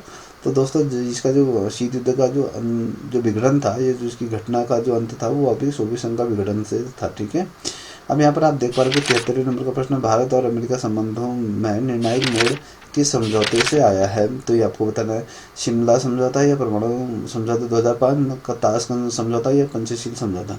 तो सही उत्तर क्या है इसका, 73 नंबर का प्रश्न। तो ये परमाणु समझौता 2005 से आया था। ठीक है, तो ये याद रखिएगा आप। यहाँ पर आप 74वें नंबर का, सार की स्थापना का मुख्य उद्देश्य क्या था, सैन्य सहयोग या राजनीति एकीकरण था या क्षेत्रीय विकास और सहयोग या फिर व्यापार प्रतिबंध। तो इसका सही उत्तर क्या होगा। तो क्षेत्रीय विकास और सहयोग पर ये ध्यान था। तो आतंकवाद की जो नव प्रकृति की मुख्य विशेषता क्या है ये आपको बताना है। राज्य नियंत्रण है या स्थानीय स्वरूप है या वैश्विक नेटवर्क है या वैचारिक स्पर्शता। तो क्या हो सकता है इसके सही उत्तर। तो इसका जो सही उत्तर होगा वो वैश्विक नेटवर्क का संबंध है। ठीक है, अब यहाँ पर आप देख पा रहे हो 76वें नंबर का प्रश्न कहता है कि राष्ट्रीय मानवाधिकार आयोग की स्थापना किस अधिनियम से हुई। तो ये आपको बताना 1990 में या 1991 में, 1993 में, 1995 में। तो इसका सही उत्तर क्या हो सकता है, चलिए बताइए। तो मानवाधिकार की जो आयोग की स्थापना हुई थी वो आपके ये 1993 में ये इसका गठन किया गया था, स्थापना इसकी हुई थी। अब यहाँ पर देखिए, उत्तराखंड राज्य है, गठन का संवैधानिक आधार क्या है, अनुच्छेद 2, 3, 4, 5। तो कौन सा है बता सकते हैं, कौन सा जिसे भी आता है आंसर दीजिए। तो ये आर्टिकल जो बी है 3 के अंतर्गत है, क्योंकि राज्य गठन का जो बेसिकली अनुच्छेद होता है वो 3 के अंतर्गत होता है। संसद को नए राज्य बनाने का अधिकार होता है। 2000 में अगर आप देखोगे तो उत्तराखंड क्या था, अस्तित्व में आया था। ठीक है, अब यहाँ पर 78 नंबर का प्रश्न देख पा रहे होगे। अगर आप लोग इसे मिलाते हुए चलोगे तो ठीक है, जो भी बच्चे मिला रहे हैं तो उसके लिए अच्छी बात है। जो नहीं मिला रहा तो हम कर क्या सकते हैं, सीटें लिमिटेड हैं, 111 बच्चों का सिलेक्शन होगा, जिसकी तैयारी बहुत बेहतर हो रही होगी। तो ये मॉक टेस्ट देने में कोई दिक्कत नहीं होनी चाहिए आपको। ठीक है, तो यहाँ पर उत्तराखंड आंदोलन में महिलाओं की भूमिका का मुख्य आधार क्या था, राजनीतिक नेतृत्व, सामाजिक चेतना या आर्थिक असमानता या सांस्कृतिक पहचान। तो क्या हो सकता है 78 का। तो दोस्तों इसका जो उत्तराखंड की महिलाओं में की भूमिकाओं का मुख्य जो आधार रहा था वो सांस्कृतिक पहचान नहीं है, क्योंकि उत्तराखंड में अगर आप देखोगे आंदोलनों में जिस तरीके से महिलाओं ने सांस्कृतिक पहचान और साथ ही समाज की जो चेतना पर आधारित थी, और चिपको आंदोलन इसकी क्या है सबसे बड़ी उदाहरणों में से एक आप कह सकते हो। ठीक है, यहाँ पर आप देख पा रहे हो नीति आयोग का मुख्य कार्य क्या है। तो आप सभी को पता है, इसको बताने की जरूरत नहीं है क्योंकि बचपन से पढ़ते हुए आ रहे हो आप। नीति निर्माण में सहयोग होता है। 80 नंबर का प्रश्न है, योजना आयोग की समाप्ति का मुख्य कारण क्या माना गया। तो संवैधानिक बाध्यता, केंद्रीय दृष्टिकोण या वित्तीय असफलता या राजनीति विरोध। चलिए बताइए। तो इसका जो सही उत्तर होगा वो ऑप्शन बी, ये केंद्रीय दृष्टिकोण था। ठीक है, अब लोकतंत्र की जो प्रतिक्रियात्मक अवधारणा किससे जुड़ी हुई है, सामाजिक समानता या चुनाव और संस्थाएं हैं या आर्थिक न्याय से, नैतिक मूल्य से। तो बता सकते हैं इसका सही उत्तर क्या होगा। तो लोकतंत्र की जो प्रतिक्रियात्मक कहें तो चुनाव और संस्थाएं होती हैं। ठीक है, ये याद रखिएगा। अब हम बात करेंगे अगले प्रश्न की तरफ बढ़ रहे हैं। तो ये कहता है कि नागरिक समाज का मुख्य कार्य क्या है। ये कहता है कि देखिए नागरिक समाज का मुख्य कार्य क्या है, सत्ता संचालन, राज्य का विरोध है या समाज और समाज के बीच सेतु का कार्य करना है या आर्थिक नियंत्रण। तो आप सभी को पता है कि राज्य और समाज के बीच कहीं ना कहीं क्या करते हैं, नागरिक एक सेतु बनाते हैं। तो ये याद रखिएगा। ठीक है, अब बात करेंगे 83 नंबर का प्रश्न कहता है कि भारत में मीडिया को चौथा स्तंभ क्यों कहा गया है, विधायी शक्ति के लिए, कार्यपालिका नियंत्रण है, जनमत निर्माण के लिए या फिर न्यायपालिका। तो आप सभी को पता है कि जनमत निर्माण के लिए, मगर आज चौथा स्तंभ जैसा कार्य कर नहीं रहा है। तो आप सभी को पता है क्या कर रहा है क्या नहीं कर रहा। ठीक है, यहाँ पर आप 84 नंबर का प्रश्न दे पा रहे हो, राजनीतिक समाजीकरण का मुख्य माध्यम कौन सा है। तो न्यायालय है या परिवार और शिक्षा है या सेना है या प्रशासन है। तो बताओ कि क्या है सही उत्तर। तो इसका जो सही उत्तर है परिवार और शिक्षा है। ठीक है, अब हम बात करेंगे 85 नंबर का प्रश्न है। तो आप मुझे लगता है कि सभी के प्रश्न अच्छे खासे जा रहे होंगे। 85 में से 80 नंबर तो आप लोगों के आ ही गए होंगे। तो संविधान का जो मूल ढांचा सिद्धांत किस मामले से जुड़ा हुआ है, गोकुलनाथ है, केशव भारती है, मिनर्वा है या फिर शंकरी प्रसाद है। तो बता सकते हैं इसका सही उत्तर क्या होगा। देखिए आप सभी को पता है केशवानंद भारती ये महत्वपूर्ण है, क्योंकि मूल ढांचा सिद्धांत केशवानंद भारती से ही जुड़ा हुआ है। तो ये आपको पता है, ये पता है आपको कि लोकसभा का सामान्यतः कार्यकाल कितना होता है। तो आप सभी को पता है कि 5 वर्ष, और जब तक बहुमत होता है तब तक ही वो क्या होता है और वो रहती है सरकार। 87 नंबर का प्रश्न आप देख पा रहे होंगे, कहता है कि संसदीय समितियों का मुख्य कार्य क्या है। यहाँ पर कानून बनाना, प्रशासनिक निगरानी है या न्यायिक समीक्षा है या नीति निर्धारण है। तो उसका सही उत्तर क्या हो सकता है दोस्तों, बता सकते हैं। तो इसका जो सही उत्तर होगा प्रशासनिक निगरानी होती है। तो ठीक है, ये याद रखिएगा। 88 नंबर का प्रश्न अगर हम देखें तो कहता है कि संघीय न्यायपालिका की स्थापना भारत में कब हुई थी। 1935 में, 1937 में, 1947 में, 1950 में। तो कब हुई थी। तो अगर आप देखोगे तो भारत में जो संघीय न्यायालय की जो स्थापना हुई थी 1937 में हुई थी, क्योंकि भारत सरकार अधिनियम 1935 के अंतर्गत ये हुई थी। आप सभी को पता है, इसमें सर्वोच्च न्यायालय का जो पूर्ववर्ती ये भाग ये रहा था। ठीक है, तो ये याद रखिएगा। अब यहाँ पर आप देख पा रहे हो 89 नंबर का प्रश्न, अंतर्राष्ट्रीय कानून का मुख्य स्रोत कौन सा है। तो राष्ट्रीय संविधान है, अंतर्राष्ट्रीय संधियाँ हैं, घरेलू न्याय है या राजनीति या घोषणाएं। तो बता सकते हैं इसका सही उत्तर क्या होगा। तो अंतर्राष्ट्रीय कानून का मुख्य जो स्रोत होता है वो अंतर्राष्ट्रीय संधियाँ इसके अंतर्गत आएंगी। तो ये चीज़ याद रखिएगा। अब यहाँ पर 90 नंबर का प्रश्न है कि भारत की पड़ोस प्रथम नीति का उद्देश्य क्या है। सैन्य विस्तार है, क्षेत्रीय प्रभुत्वता है, पड़ोसी देशों से सहयोग है या वैश्विक संगठन है। तो इसका सही उत्तर क्या होगा दोस्तों, जिसे भी आता है बताइए। तो इसका जो सही उत्तर होगा तो क्या होगा, जल्दी बताओ। तो ऑप्शन सी है जो राष्ट्र आंसर है, पड़ोसी देशों के साथ सहयोग होता है। ठीक है, 91 नंबर का प्रश्न है, शक्ति पृथक्करण सिद्धांत का प्रतिपादक कौन है। तो यहाँ पर हॉब्स है या लॉक है या मैंटेस्क्यू है या फिर रूसो है। तो इसका सही उत्तर क्या होगा 91 का, तो यहाँ पर मॉन्टेस्क्यू, ये ऑप्शन सी है राइट आंसर है। तो यहाँ पर आप देख पा रहे होंगे रूसो के सामान्य इच्छा सिद्धांत का मूल विचार क्या है। बहुमत का शासन है, या व्यक्तिगत स्वतंत्रता है, सामूहिक नैतिक इच्छा है, नैतिक इच्छा है, या फिर विधायी सर्वोच्चता है। तो इसका सही उत्तर क्या होगा, इसका जो सही उत्तर होगा सामूहिक नैतिक इच्छा है। ठीक है, इसका राइट आंसर। अब बात करेंगे, यहाँ पर आप देख पा रहे होगे 93 नंबर का प्रश्न है, भारत में अल्पसंख्यक आयोग किस वर्ष से गठित हुआ। 1978 में, 85 में, 92 में, 2000 में। तो आप लोगों ने पढ़ा होगा तो निश्चित रूप में बता पा रहे होंगे। तो इसका जो सही उत्तर है वो 1992 में गठित हुआ था। ये अल्पसंख्यकों के अधिकारों की सुरक्षा के लिए इसको गठित किया गया था। यहाँ पर आप देख पा रहे हो 94 नंबर, अंतर्राष्ट्रीय संगठन की सदस्यता की शर्त क्या होती है, सैन्य शक्ति या संप्रभुता, लोकतंत्र या आर्थिक विकास। तो बता सकते हैं इसका सही उत्तर क्या होगा। तो दोस्तों इसका जो सही उत्तर होगा वो क्या होता है, संप्रभुता होती है। ठीक है, यहाँ पर सभी की समान, सभी को स्वतंत्रता, उनकी सभी की वैल्यू है। तो ठीक है, तो यहाँ पर अगर विश्व ग्राम की अवधारणा किससे संबंधित है, वैश्विक शासन से, सूचना क्रांति से, औद्योगिकरण से, उपनिवेश से है। तो बताएं, तो इसका सही उत्तर क्या होगा। तो इसका जो सही उत्तर होगा कि विश्व ग्राम की जो अवधारणा है वो सूचना क्रांति से संबंधित है। ठीक है, तो ये याद देखिएगा। अब 96 नंबर का प्रश्न है कि भारत में चुनाव सुधार का मुख्य उद्देश्य क्या है। मतदान बढ़ाना होता है, धन बल बाहुबल नियंत्रण है, या फिर आपका दल प्रणाली समाप्त करना होता है, राष्ट्रपति प्रणाली। तो अगर आप देखोगे इसका जो सही उत्तर होगा ये दो, धन बाहुबल नियंत्रण करना इसका मेन उद्देश्य होता है। अब यहाँ पर देख पा रहे हो 97 नंबर का प्रश्न है, नागरिकता संशोधन अधिकार किससे प्राप्त होते हैं, सर्वोच्च न्यायालय से, राष्ट्रपति, संसद या राज्य विधानसभाएं।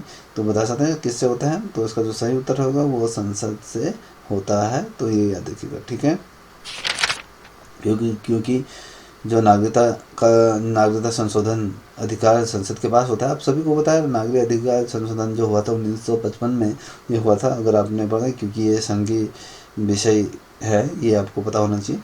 तो अब यहाँ पर आप देख पा रहे हो 98 नंबर का प्रश्न है। तो 98 नंबर का प्रश्न क्या कहता है कि अंतर्राष्ट्रीय राजनीति में बहुध्रुवीता का अर्थ क्या है। यहाँ पर एक महाशक्ति है, दो महाशक्तियाँ हैं, अनेक शक्ति केंद्र हैं, या फिर कमजोर राज्य हैं। तो इसका सही उत्तर क्या हो सकता है। तो बता सकते हैं इसका सही उत्तर क्या हो सकता है दोस्तों।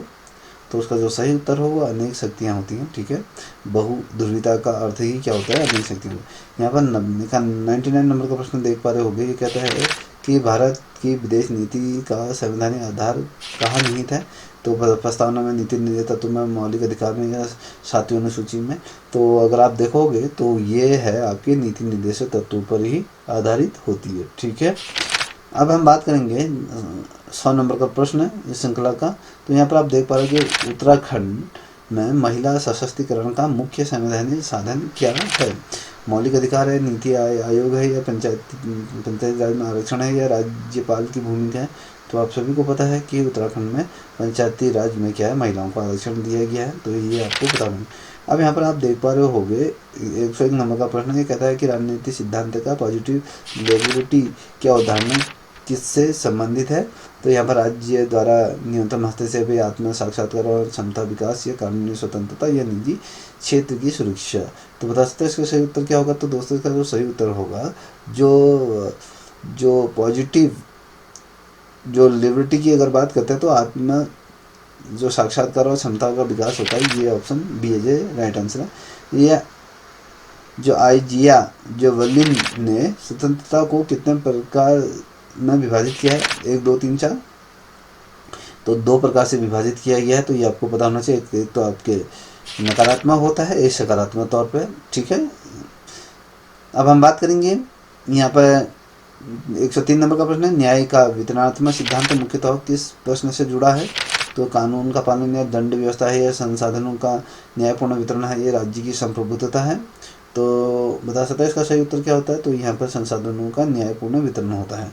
ठीक है, अब यहाँ पर आप देख पा रहे होंगे, अगले प्रश्न को यहाँ पर आपके सामने रख रहा हूँ। ये कहता है सामाजिक अनुबंध सिद्धांत का सबसे निरंकुश स्वरूप किस विचारक में मिलता है। ठीक है, तो बता सकते हैं लॉक हाउस, रूसो, या फिर मॉन्टेस्क्यू। तो बता सकते हैं ये हॉब्स, ऑप्शन सी है जी राइट आंसर है।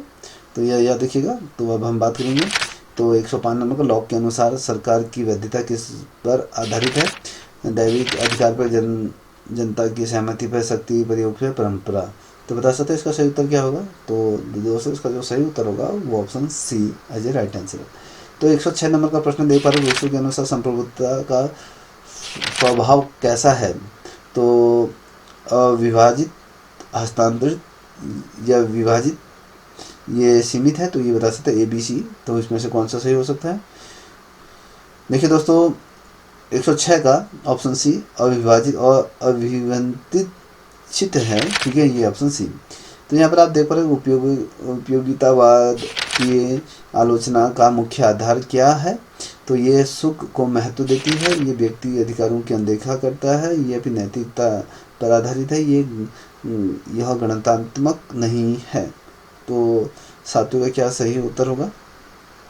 तो इसका जो सही उत्तर होगा वो ये कहता है कि व्यक्ति अधिकारों की अनदेखा करता है, ठीक है, तो ये याद रखिएगा। अब हम बात करेंगे 8वें नंबर का प्रश्न। ये कहता है कि मार्क्स का आधार अधिरचना किस सिद्धांत पर बल देता है? संस्कृति स्वायत्तता है, या आर्थिक संरचना की प्रधानता है, या राजनीतिक संस्था की स्वतंत्रता है, या विचारों की सदस्यता है? तो सही उत्तर क्या होगा दोस्तों इसका बताइए, जिसे भी आता है आंसर। तो दोस्तों इसका जो सही उत्तर होगा वो आर्थिक संरचना की प्रधानता है, ठीक है।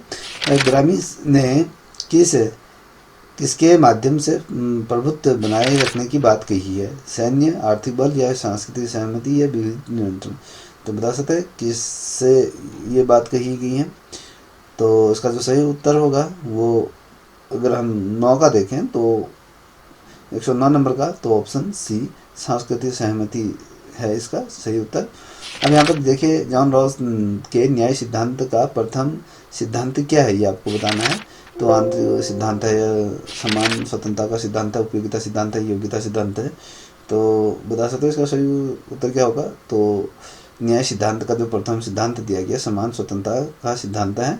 तो रॉस का जो अंतर सिद्धांत किस वर्ग को लाभ पहुंचाने पर बल देता है? तो मध्य वर्ग, या बहुसंख्यक वर्ग, या सर्वाधिक वंचित वर्ग, या फिर प्रतिभाशाली वर्ग? तो किसे सारथी रूप में सपोर्ट करता है, किसको बल देने की बात करता है? तो यहाँ पर आप देखोगे तो सारथी रूप से वंचित वर्ग है, तो उनके लिए। तो यहाँ पर नारीवाद राजनीति सिद्धांत का मुख्य लक्ष्य क्या है? यहाँ पर राज्य शक्ति बढ़ाना होता है, ये वर्ग संघर्ष समाप्त करना होता है, लैंगिक असमानता का उन्मूलन होता है, ये वैश्वीकरण का विरोध होता है। तो बता सकते हैं इसका सही उत्तर क्या होगा? चलिए जिसे भी आता है आंसर देते चले कि ये कहता है कि यहाँ पर आप देखोगे तो ये लैंगिक असमानता का उन्मूलन होता है। अब यहाँ पर 113 नंबर का प्रश्न देखिए, उत्तर आधुनिकवाद किसका खंडन करता है? तो स्थायी ज्ञान का, या महान जो आख्यान का, या फिर विविधता का, या बहुलता का? तो बता सकते हैं इसका सही उत्तर क्या होगा? तो जो आधुनिकवाद किसका खंडन करता है? तो बेसिकली जो ये खंडन करता है तो ये आपका ये कहता है कि महान आख्यान का क्या करता है, ये मेटानेगेटिव का क्या करता है, ये खंडन करता है। तो ये याद रखिएगा। अब हम बात करेंगे 14वें नंबर का प्रश्न है, ये कहता है व्यवहारोत्तर राजनीति किस पर बल देती है? निरपेक्ष, मूल्य निरपेक्ष, मात्रात्मक पद्धति, या प्रसंगात्मकता और मूल्य, या विश्लेषण, विधिक विश्लेषण? तो बता सकते हैं इसका सही उत्तर क्या होगा? तो इसका जो सही उत्तर होगा वो प्रासंगिकता का मूल्य होता है। तो यहाँ पर आप देख पा रहे हो कि 115 नंबर, राज्य के न्यूनतम सिद्धांत का समर्थन कौन है?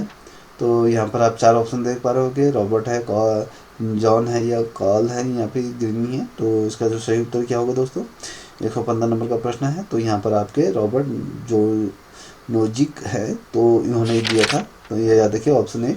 तो अब यहाँ पर आप देख पा रहे होगे 116 नंबर का प्रश्न, यहाँ पर अराजकतावाद का केंद्रीय विचार क्या है? मजबूत राज्य, या सीमित राज्य, या राज्य का उन्मूलन है, या संवैधानिक शासन है? तो इसका सही उत्तर क्या होगा? राज्य का उन्मूलन है, ठीक है, ये याद रखिएगा। अब हम 170 नंबर का प्रश्न की तरफ बढ़ रहे हैं। उदारवाद लोकतंत्र की मुख्य आलोचना किसने की? उदार लोकतंत्र की प्रमुख आलोचना किसने की थी, ये बताना है आपको। मिलेल, मार्क्स, या फिर लॉक, या बर्ग? तो उदारवाद लोकतंत्र की मुख्य आलोचनाकर्ता कौन है इनमें से? तो अगर हम इसका सही उत्तर दें तो option B as right answer है, मार्क्स के द्वारा की गई थी। 118 नंबर का प्रश्न, आधुनिक राज्य की जो अनिवार्य विशेषता क्या मानी जाती है? कश्मीरी नेतृत्व, विधित प्रभुत्व या धार्मिक आधार या परंपरागत। तो अगर हम इसका सही उत्तर दें तो इसके विविध जो प्रभुत्वता की हम बात करेंगे। तो यहाँ पर 119 नंबर का प्रश्न देखिए, राष्ट्र राज्य की अवधारणा का उदय किस ऐतिहासिक घटना से जुड़ा है? तो औद्योगिक क्रांति, फ्रांसीसी क्रांति, रूसी क्रांति या परस्पर जो प्रथम विश्व युद्ध पर? चलिए बताइए जिसे भी आता है। तो दोस्तों ये जो उदय का है ये फ्रांसीसी क्रांति से जुड़ा हुआ है, क्योंकि फ्रांसीसी क्रांति ने राष्ट्र को संप्रभुता का स्रोत बनाया है। इसे राष्ट्र के जो राज्य की अवधारणा में भी कहीं ना कहीं विकसित हुई है, ये भी आपको पता होना चाहिए। तो संविधानवाद का मूल उद्देश्य क्या है? ठीक है, ये आपको बताना है। तो सत्ता विस्तार है कि शक्ति केंद्रीकरण है, या सत्ता पर नियंत्रण है, या प्रशासनिक सुविधा है। तो क्या हो सकता है इसका सही उत्तर? तो इसका जो सही उत्तर है वो आपका सत्ता पर नियंत्रण होता है। ठीक है, तो यहाँ पे संघीय जो व्यवस्था में न्यायपालिका की भूमिका क्या होती है? न्यायपालिका नियंत्रण करना होता है, संघीय व्यवस्था संविधान की व्याख्या करनी होती है, नीति निर्माण करना है, प्रशासन चलाना होता है। तो आप देखोगे तो यहाँ पर संविधान की व्याख्या करना होता है। ठीक है, अब यहाँ पे 122 नंबर का प्रश्न है, द्विसंसदीय संसदीय जो विधायिका का मुख्य लाभ क्या माना जाता है? ये आपको बताना है। द्विसंसदीय जो विधायिका का मुख्य लाभ क्या माना जाता है? तो आपको बताना है, कानून निर्माण में तेजी है, कार्यपालिका की शक्ति बढ़ाना होता है, विधि पुनः विचार है, या व्यय कम करना होता है। तो बता सकते हैं क्या हो सकता है इसका सही उत्तर? तो दोस्तों इसका सही उत्तर option C as a right answer है, विधि पुनः विचार है। तो यहाँ पर आप देखो संसदीय शासन की स्थिरता किस पर निर्भर करती है? तो राष्ट्रपति शक्ति पर, दल अनुशासन, या न्यायिक सक्रियता, संसदीय संतुलन पर। तो इसका सही उत्तर क्या हो सकता है? चलिए जिसे भी आता है बताइए। तो ये कहता है कि ये दल अनुशासन की बात करते हैं। ठीक है, दल अनुशासन की हम चर्चा करें यहाँ पर। तो अब हम बात करेंगे 124 नंबर का प्रश्न, राष्ट्रपति प्रणाली की मुख्य विशेषता क्या है? ये सामूहिक उत्तरदायित्व या शक्ति पथाकरण है, विधायक का की सर्वोच्चता है, या मंत्री प्रणाली है? तो क्या हो सकता है? तो अगर आप देखोगे तो यहाँ पर ये शक्ति पथाकरण होता है। ठीक है, 125 नंबर का प्रश्न देख पा रहे हो कि मिला लीजिए कितने क्वेश्चन आपके सही हो रहे हैं। लोक मत संग्रह किस प्रकार के लोकतंत्र का उदाहरण है? ये आपको बताना है। यहाँ पर प्रतिनिधि अप्रत्यक्ष, प्रत्यक्ष, मिश्रित। तो बता सकते हैं, तो यहाँ पर प्रत्यक्ष तौर पर होता है। ठीक है, यहाँ पर दबाव समूह और राजनीतिक दल में मुख्य अंतर क्या है? संगठनात्मक ढांचा है, सत्ता प्राप्ति का उद्देश्य है, सदस्य संख्या है, विचारधारा है। चलिए आंसर दीजिए। तो यहाँ पर है जो सत्ता प्राप्ति का उद्देश्य होता है। ठीक है, अब यहाँ पर 127 नंबर का प्रश्न है, राजनीतिक भागीदारी का उच्चतम रूप क्या माना जाता है? तो यहाँ पर मतदान या राजनीतिक चर्चा है, या आंदोलन है, चुनाव लड़ना होता है। तो उसका जो सही उत्तर है वो आपका चुनाव लड़ना होता है। ठीक है, तो अब आगे बढ़ते हैं। आप मिलाते हुए जा रहे होंगे, मुझे लगता है कि यहाँ पर देखिए राजनीति समाजीकरण का जो अंतिम उद्देश्य क्या है? यहाँ पर सत्ता परिवर्तन, प्रणाली की निरंतरता, या फिर सरकार का नियंत्रण, या जनसंख्या वृद्धि। तो सही उत्तर क्या होगा दोस्तों इसका? जैसे भी आता है बताइए। देखिए दोस्तों इसका जो सही उत्तर होगा प्रणाली की जो निरंतरता है, तो ये इसका सही उत्तर होगा। ठीक है, संविधान सभा का उद्देश्य प्रस्ताव किसने प्रस्तुत किया था? डॉक्टर अम्बेडकर ने, सरदार पटेल ने, जवाहरलाल नेहरू ने, राजेंद्र प्रसाद ने। किसने किया था बताओ? तो आप सभी को पता है कि वो जवाहरलाल नेहरू ने 1946 में इसे प्रस्तुत किया था। ठीक है, अब 130 नंबर का प्रश्न यहाँ पर देख पा रहे हो, भारतीय संविधान की प्रस्तावना किससे प्रेरित है? अमेरिका संविधान से, फ्रांसीसी क्रांति से, रूसी संविधान से, आयरिश संविधान से। तो दोस्तों बता सकते हैं इसका सही उत्तर क्या होगा? तो इसका जो सही उत्तर है वो फ्रांसीसी क्रांति से थी। ठीक है, अब यहाँ पर आप देख पा रहे होंगे कि मौलिक अधिकारों का संरक्षण किसे कहा गया है? संसद, राष्ट्रपति, सर्वोच्च न्यायालय, राज्यपाल। तो आप सभी को पता है कि ये संरक्षक के रूप में सर्वोच्च न्यायालय होता है। ठीक है, आपने सर्वोच्च न्यायालय जब पढ़ा होगा तो ये क्वेश्चन आया होगा। 132 नंबर का प्रश्न देख पा रहे हो कि संविधान में समाजी न्याय की अवधारणा मुख्यतः कहाँ से निहित है? तो प्रस्तावना मौलिक अधिकार से, नीति निर्देशक तत्व से, या 7वीं अनुसूची से। तो जब हम सामाजिक न्याय की बात करते हैं तो ये नीति निषेध तत्वों से ही ये होता है, ठीक है। तो ये याद रखिएगा क्योंकि ये राज्य की कल्याणकारी दिशा में महत्वपूर्ण होता है। अब यहाँ पर 133 नंबर का प्रश्न देख पा रहे होगे। हाँ हाँ हाँ, मौलिक कर्तव्यों को किस संशोधन द्वारा जोड़ा गया है? 42वां, 44वां, 52वां, 61वां। तो इसका सही उत्तर क्या होगा दोस्तों? इसका जो सही उत्तर होगा वो आपका 42वां option A as a right answer होता है, क्योंकि 1976 में क्या था, मौलिक कर्तव्य जोड़ा गया था और इसे मिनी कॉन्स्टिट्यूशन के रूप में भी हम कहते हैं, ठीक है, ये याद रखिएगा। तो अब यहाँ पर 134 नंबर का प्रश्न देखिए, आपातकाल के दौरान किस मौलिक अधिकार को निलंबित नहीं किया जा सकता है? अनुच्छेद 14, अनुच्छेद 19, 20 से 21 या फिर 32। तो बता सकते हैं कि किसे निलंबित नहीं किया जा सकता है? तो वो आपके अनुच्छेद 20 से 21 को निलंबित नहीं किया जा सकता, क्योंकि आपातकाल में जीवन और साथ ही व्यक्ति की स्वतंत्रता सुरक्षित रहती है और मानव अधिकार संरक्षण का ये उदाहरण एक बेसब्री आप देखने को मिलेगा। यहाँ पर कहता है कि राज्य के नीति निर्देशक तत्व किस देश से प्रेरित है? अमेरिका, आयरलैंड या फिर ब्रिटेन या कनाडा। तो कहाँ से हैं दोस्तों? ये आयरलैंड से है, ऑप्शन बी है राइट आंसर। लोकसभा अध्यक्ष की भूमिका क्या होती है? कार्यपालिका प्रमुख होता है, तटस्थ अध्यक्ष होता है, निष्पक्ष नेतृत्व होता है, विधायिकी प्रस्ताव होता है। तो अगर आप यहाँ पर देखोगे तो इसका ऑप्शन है तटस्थ अध्यक्षता ये करता है, ठीक है, क्योंकि लोकसभा अध्यक्ष दल निरपेक्ष होकर क्या होता है, संसद का क्या होता है, संचालन नहीं करता है, इसलिए कहा गया है। भारत में जो नियंत्रण है महान लेखा परीक्षक है CAG की अगर बात करें तो उसकी भूमिका क्या होती है?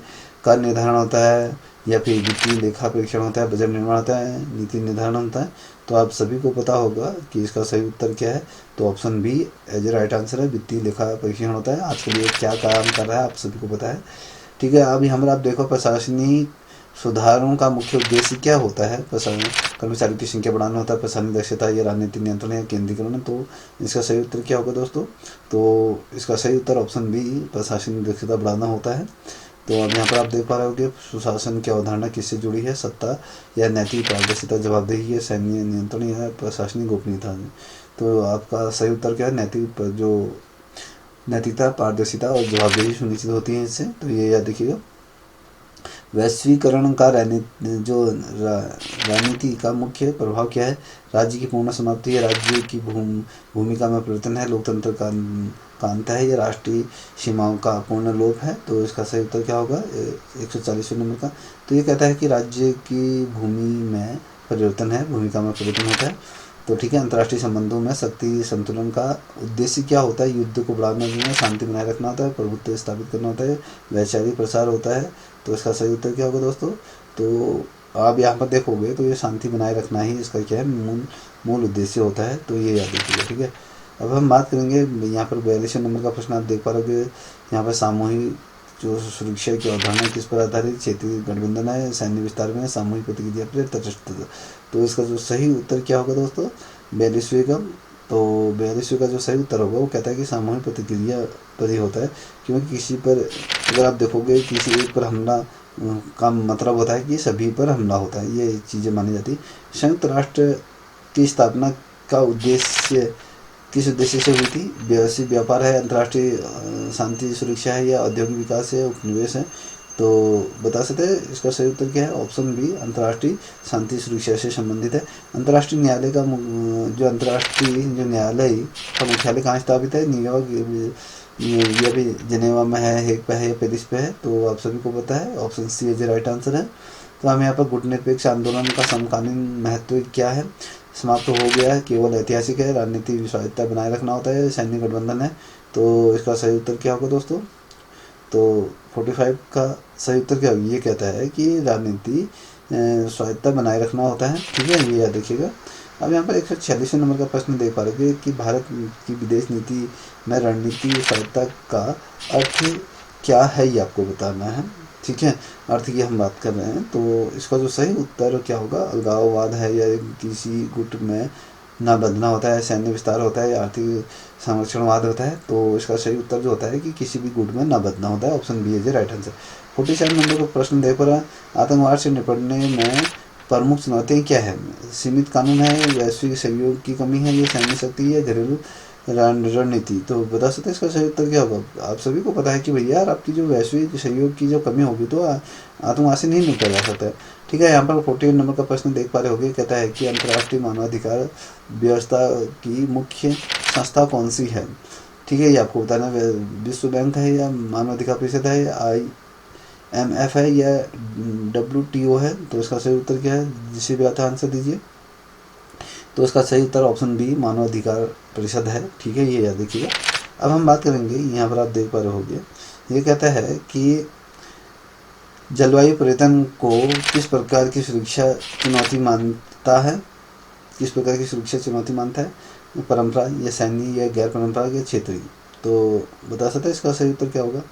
तो ये गैर पारंपरिक होगा। ठीक है, तो इस श्रृंखला का अंतिम प्रश्न आपके सामने रख रहा हूँ। आई होप आपके अच्छे खासे आंसर आ रहे होंगे, अच्छे खासे नंबर आप अचीव कर रहे होंगे।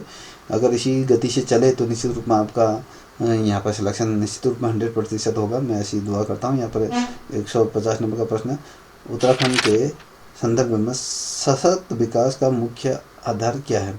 औद्योगिकरण है, खनन है, पर्यावरण संरक्षण और आजीविका है, शहरीकरण है। तो इसका सही उत्तर क्या होता है दोस्तों, बता सकते हैं। तो सशक्त विकास का आधार क्या है, तो यहाँ पर पर्यावरण जो संरक्षण और आजीविका है। ठीक है, उत्तराखंड का विकास तभी संभव हो सकता है जब पर्यावरण और साथ ही जब आप जो स्थानीय जीवन में अगर आप संतुलन रखोगे ना, तभी जाके आप सोच पाओगे कि हाँ उत्तराखंड का सशक्त विकास हुआ है।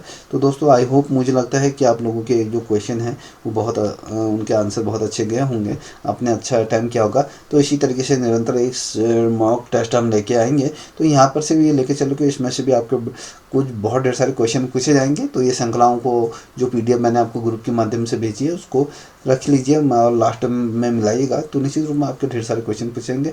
आई होप ये अच्छी लगेगी। तो मैं चाहूँगा कि आप इस चैनल को सब्सक्राइब करें, अपने दोस्तों को साझा करें। तब तक के लिए इतना ही। जय हिंद, जय भारत, जय उत्तराखंड।